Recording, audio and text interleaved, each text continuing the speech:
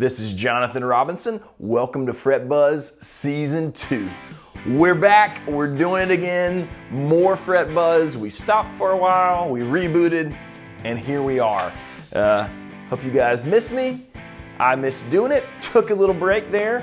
For a while, I know that it's tricky when you're recommending videos because everybody's sort of algorithm syncs up. We all have the same videos, we all watch the same videos. So we took a little break, thought about it, and now we're back with a new version of Fret Buzz, hopefully new and improved. I'm gonna try this time around for Season 2, as we're calling it, to give you a little more insight into why I think these videos are so, important or good or helpful to watch. So only really three videos this time around. Maybe it will increase that as we go, but we'll just see.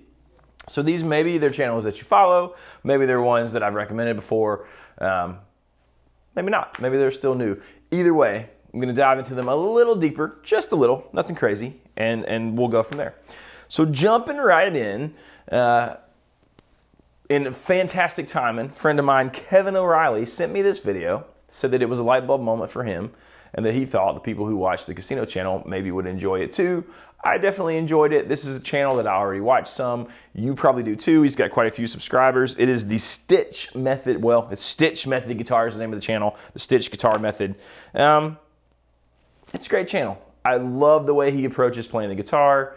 He really tries to break out of the box. He's got some great lessons. They're all about concepts and about, improvising and sort of being free on the guitar and not falling into, boxes and licks, and really cool philosophy. This one, the name of it is Why Professional Guitar Licks Sound Better Than Yours. And I was intrigued. I wanted to know why professional guitar licks sound better than mine.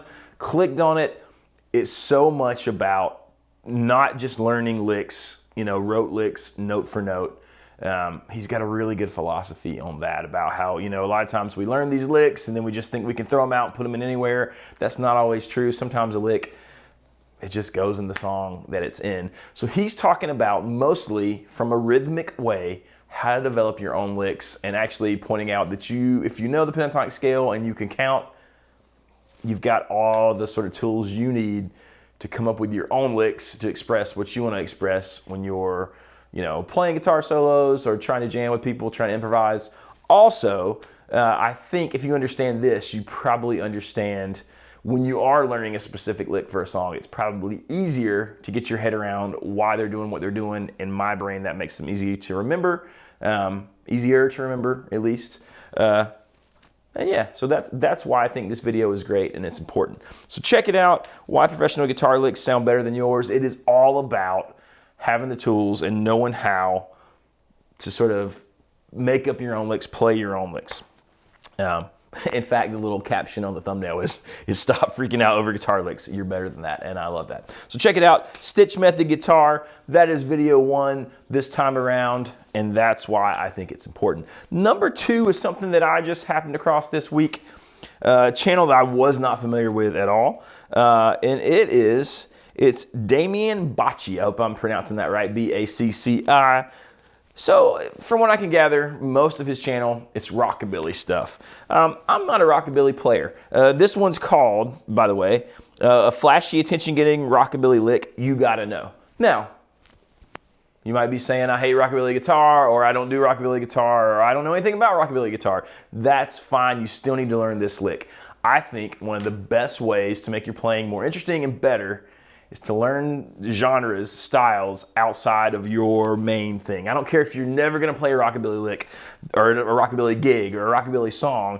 This lick is fantastic and it does work. I know we just talked about not learning licks, but it's not the lick, it's the concept, it's the idea. And you can take this idea, and actually one of the reasons I like this lesson is he shows you how to do this, how to sort of take the idea, the concept, the lick that he's showing you, and put it in a different situation so you're not just locked in. You don't know this one lick. You have this idea that you can put in various sort of improvisational formats, whatever situation you find yourself in, whether it's jamming at home on your bed or on stage or whatever. I know for me, when I was trying to learn a few country licks and trying to learn a few rockabilly licks and trying to learn things like that were outside of my normal blues or southern rock, That's what I feel like has helped me grow the most as a player. Still lots of growing to do for myself, probably for you too. So maybe this is a good place to start. So start learning things that are outside of your sort of normal scope. And I think you'll find that that is awesome. So that's number 2, Damian Bacci, a flashy rockabilly repeating lick that you need to know. Check him out. Check out his channel. Seems awesome. I definitely am going to check it out more. Number 3, and pretty much the last one this week. I might have a bonus thing to throw in there. It's the art of guitar. I know that I've mentioned the art of guitar on previous Fret Buzzes. Chances are you probably haven't watched those, so it might be a new channel to you. Pretty big channel. I like his stuff. I like his approach. Great lessons on there. This one is called I Just Played My Worst Gig in Decades. So right away, I sort of, everybody loves to see a train wreck, right? So you go into that. I went into that, watching that to see why was this his worst gig? I know from watching his channel, he's a great player. I know that he's probably normally prepared just from listening to him talk. So I wanted to know why it's the worst gig. Did the stage collapse? Was there a monsoon and it ruined all his gear? What happened? So not to give too much away, but basically he's talking through for playing live for 30 years, all the bad gigs he's had. Any of you guys who gig, you can relate. Everything from rain to weather to, everything goes haywire to the power goes off, blah, blah, blah. This gig was not that. He talks about in this gig getting into his own head, making a mistake, and then you sort of have this anxiety for the rest of the gig. If you've gigged at all, you understand that, you relate to that, you have been there. If you haven't, maybe you're a new player and you kill stuff when you're in your bedroom, but as soon as anybody's watching you, you just get nervous.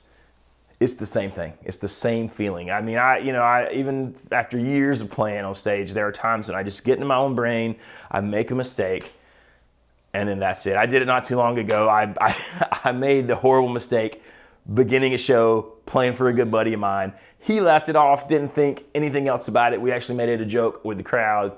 But yeah, it's hard to get over that once you do it, and once you're in your own brain. It's hard to get out of your own way. So he's talking you through this. 1, I think it's great to know that everyone experiences this. 2, he's got some great tips at the end for just kind of maybe breaking out of that, getting out of your own head and enjoying playing music. You got to remember when we're playing guitar, when we're playing music, the idea is that we have fun, that it's a good time, it's a magical time. And I think, not to get too corny on you, I think we should cherish those times when we get to be on stage or even jam with our friends on a porch or whatever it is. No room for being anxious there and not taking advantage of those awesome moments that we get to share as musicians. So there you go. Fantastic video from The Art of Guitar. I loved it. And I think you will probably get a lot out of it too. So as a bonus, there's a channel I watch all the time for sort of live footage from shows. It is I believe it is Anitra's Dance. They have fantastic live footage. This one happens to be of Mr. Ariel Posen. A song called Angeline is fantastic. I'm just throwing it in there as a bonus because I think you will dig it. I love Ariel's style just in general, and I particularly love the chord progression and just the vibe of this song. And it's just a cool live performance. So if you don't follow that channel, check it out because there's a constant flow of great, just live footage of fantastic players. All the guys that, guys and gals, that I think we all sort of probably are in our brains as hot up and coming players, especially in that sort of jam band, blues rock, southern rock sort of world. So check out that channel if you have not. As always, I appreciate you tuning in, watching the Casino channel, watching Fret Buzz. Be on the lookout for more Fret Buzz episodes. They're coming. If you dig this kind of stuff, don't forget to check out my channel. I'll put a link to that in the description. A lot of you guys have come over from Casino, and I always appreciate it. There's lessons and all sorts of random things on my channel as well that are a little different than what we normally do on the Casino channel, where it is often just Baxter and I yakking. So anyways, there you go. If you have not already, hit like and subscribe. Don't forget to click the bell so you don't miss Fret Buzz in the future and all the other videos that we put out. Thanks again. Appreciate you hanging out, and I'll see you next time.